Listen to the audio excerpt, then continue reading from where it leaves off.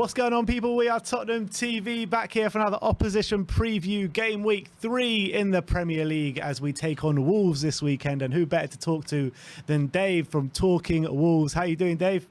I'm very well, thank you, lad. Yeah, thank you for having me. No, thanks for coming on. Obviously, big game this weekend, and I just want to get your views on what's been going on at Wolves really at the moment, because last year was a bit of a mixed bag. I mean, started off the season really well, but fell off quite horribly towards the end. Started this season.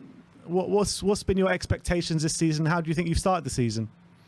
Yeah, I mean, we haven't got a win yet in the first 2 games. Obviously, a loss against Leeds on the opening day, and most recently a draw against Fulham. But it's going to be interesting. Obviously, the transfer window is still open. We're making moves. We need to strengthen the squad desperately. But the most interesting thing is that we've completely changed formation. So since Nuno was at the club, obviously someone you're fairly familiar with, we've been playing with a back 5 system, and Bruno Lage also took that on last year just because of the strength, or lack of strength, let's say, in our defence. So all of last year we played with a back 5 as well, but Bruno Lage wants to put his stamp on the team now. That's why we've seen a back 4. That's why we've seen the likes of Conor Coady being moved on as well. So yeah, this is the first big test this weekend, the first big test for this new system, new formation. And yeah, I'm excited and interested to see how we can get on against a strong team like Tottenham with a new system. Yeah, and obviously last season there was times where you were battling for the top 6, like even as far as like March, wasn't it, last season? And it looked like, if Wolves can keep their good run going and keep their good defensive record, then they could really battle for Europe. But it did fall off, and now with the top 6 getting as strong as it is this season, is that still something you want to aim for, like maybe a European football? Yeah, I would. Well, I think it's probably more of a dream this season. But saying that, at the time of recording, it's not quite gone through. But us spending 50-odd million pounds on a signing like Matheus Nunes, for me, shows that the board and the club still have ambitions to be, battling for that top 6. Like you said, we were in a great position probably up until sort of mid-Feb, end of Feb. And unfortunately, the board didn't back the club in January. I think they saw the performances and thought, actually, we don't really need to strengthen the team. They should be all right. And obviously, that's not what happened. Probably the results that knocked us about a lot was we played Arsenal twice in quick succession because of COVID. The games got moved, and we lost 2 games there. We just completely lost our heads, and we had a dreadful run of form at the end of the season. So, but like I said, new system now, a lot of money getting pumped in, which is a surprise to the fans. We didn't expect this. So, I would take a top half finish, but with the money that they're spending and hopefully another striker coming in, who knows, maybe sort of top 6, top 7 race again this season would be great. An interesting one I wanted to talk about, which you touched on a second ago, about Conor Coady, because from the outside looking in, it looked like he was your best defender. He's left to Everton on loan, which is a strange one because for me, Everton seem like a step downwards at the moment, the way they're going. How did you assess the Conor Coady transfer, and is he going to be a miss for you guys? I think in the behind the scenes, in the dressing room and so on, as a leader, he's going to obviously be a huge miss. And it'll be interesting, the whole dynamic at Wolves, because we had people like John Ruddy, who didn't particularly play a lot of football, but it was always our sub-goalkeeper and always a big presence in the dressing room, and he'd left in the summer. So to lose 2 sort of top figures is going to be interesting to see how Wolves adapt. Like you said, there are a lot of people from sort of outside Molineux looking and thinking, why on earth have Wolves let Conor Coady go? But he was he could only play in a back 5 for me. I wouldn't trust him. I wouldn't be comfortable with him in a back 4. And with the World Cup coming up, he just needs minutes. So I think there was some sort of, mutual, there's a mutual relationship between Coady and the club because he's been here for 7 years. And I think they respect the fact that Conor Coady wants to get minutes for the chance to play at the World Cup this winter. So they I was surprised when it was Everton with him being such, a Liverpool fan, ex-Liverpool player. I was surprised at Everton.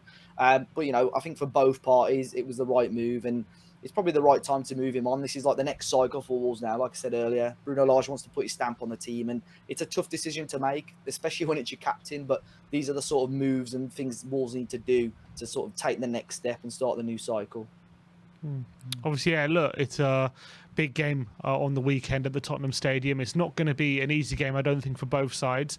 How do you expect the game to go, and what are you looking for on the weekend to see if Wolves can get a result?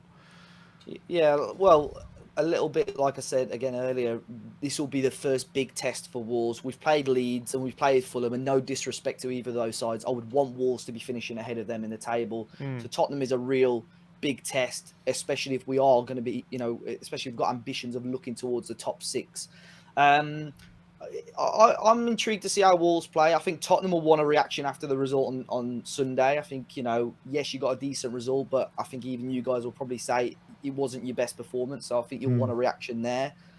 I don't think we'll go all out attack, but I'll be interested to see how we soak up the pressure. And we've got some serious attacking players now. We play a much more attacking style and system.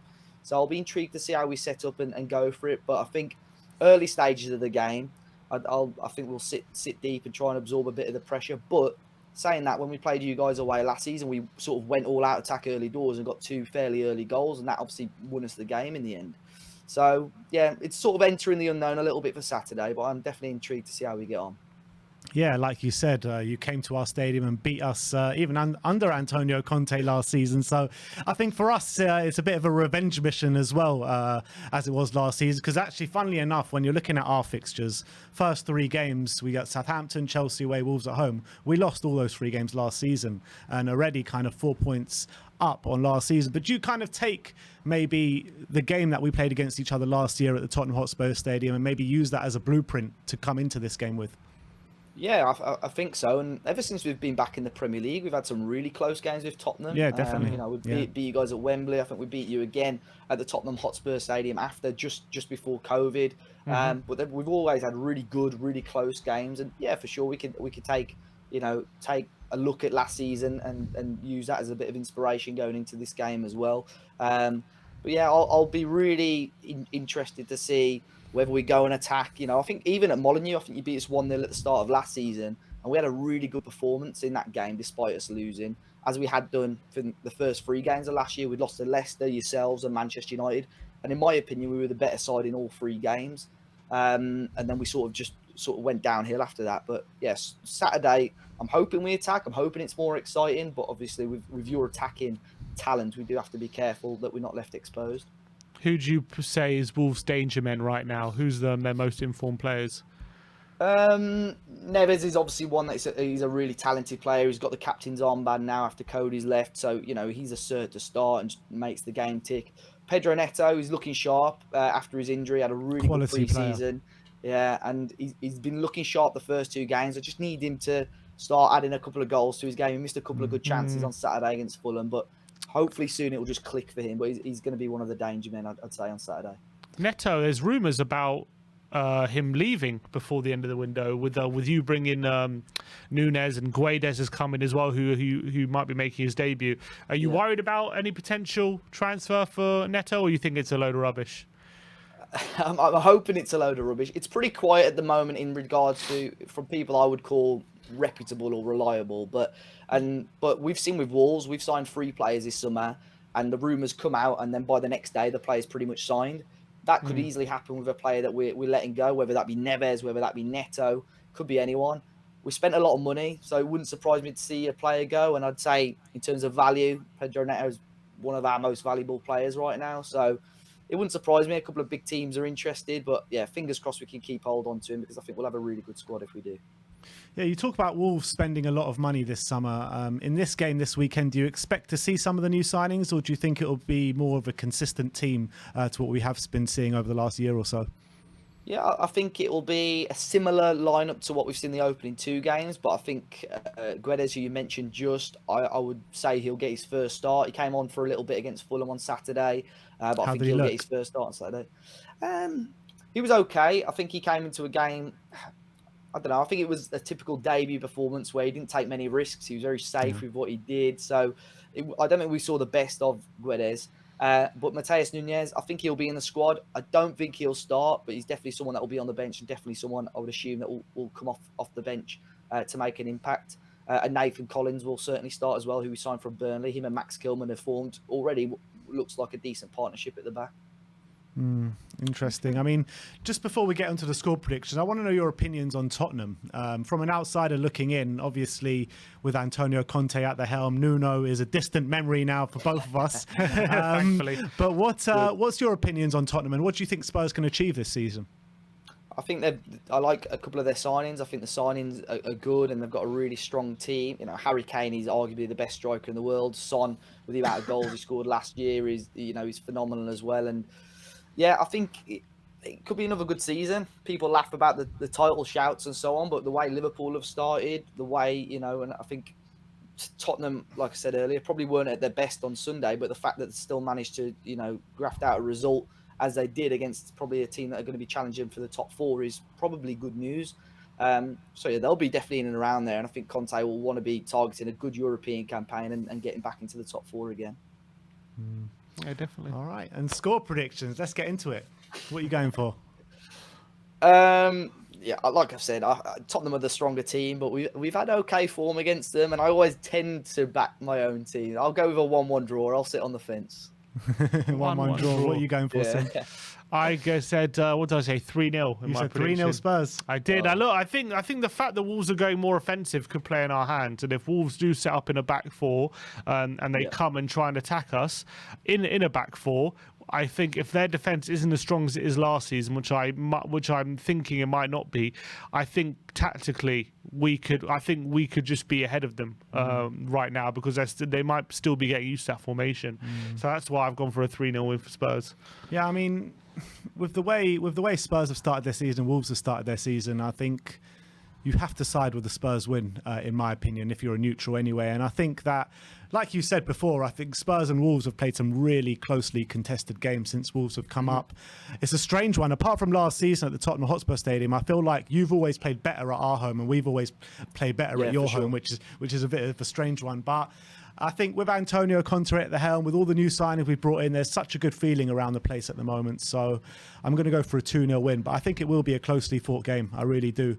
But I think that your lack of firepower in front of goal could be to your demise a bit this weekend. So look, we'll see how it plays out, but hopefully we can get you on to review the game afterwards. But we do have some other stuff to bring to you today, and it's Betmate once again. Both of us are sponsored by Betmate for the entirety of this season. And if you don't know, it is a daily fantasy football gambling app. I mean, it's really fun to play, 7 aside, and you can win quite a bit of money for not such a big outlay as well.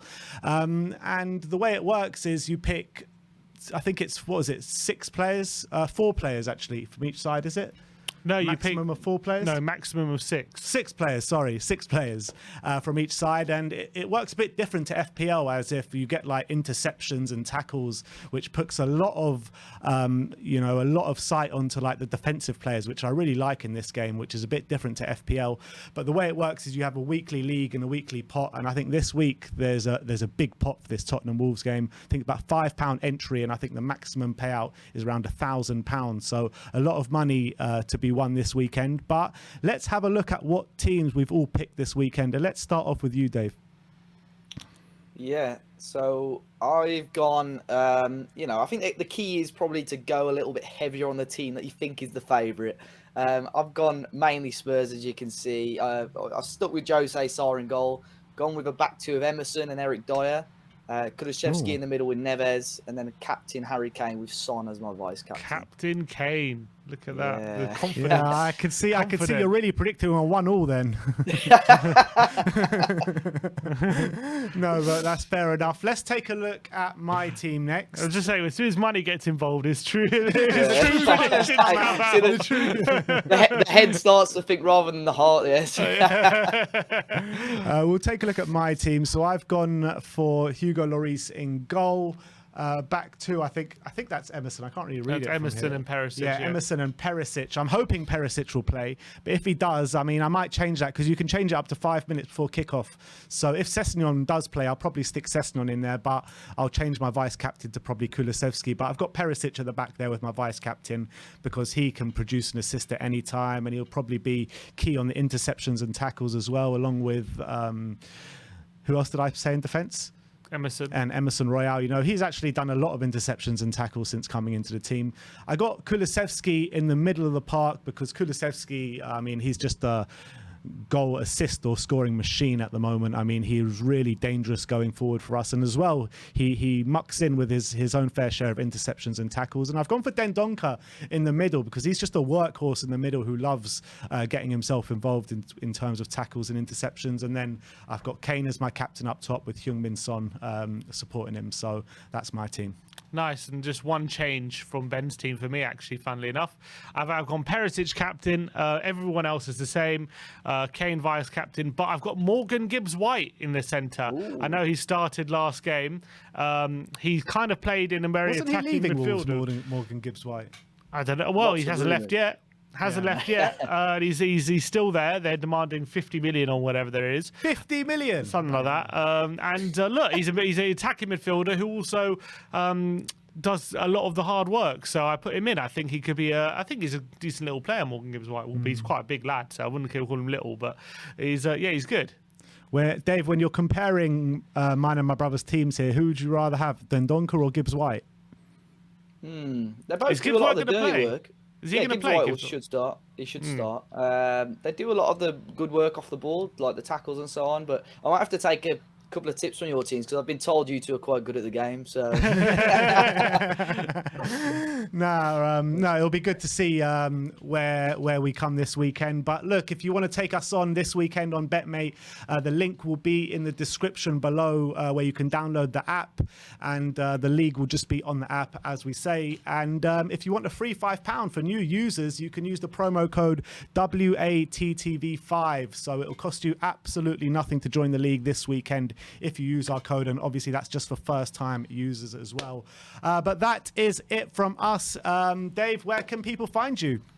So yeah, we've got my Twitter out on the screen, or at Talking Walls everywhere. We're on YouTube, Facebook, Twitter, Instagram. So if you want to catch our thoughts after the game, if Tottenham win and you want to see me very upset, you can do so at Talking Walls on YouTube. Or you can just play Football Manager. Or you just sit and go on Wolves to see Dave's work. All right, brilliant. Well, everyone, go and give Dave a subscribe on Talking Wolves. We're also doing another opposition preview over on Talking Wolves, so you can catch that as well. But thank you, everyone, for joining us today. Like, subscribe, and comment. And as always, come on, you Spurs.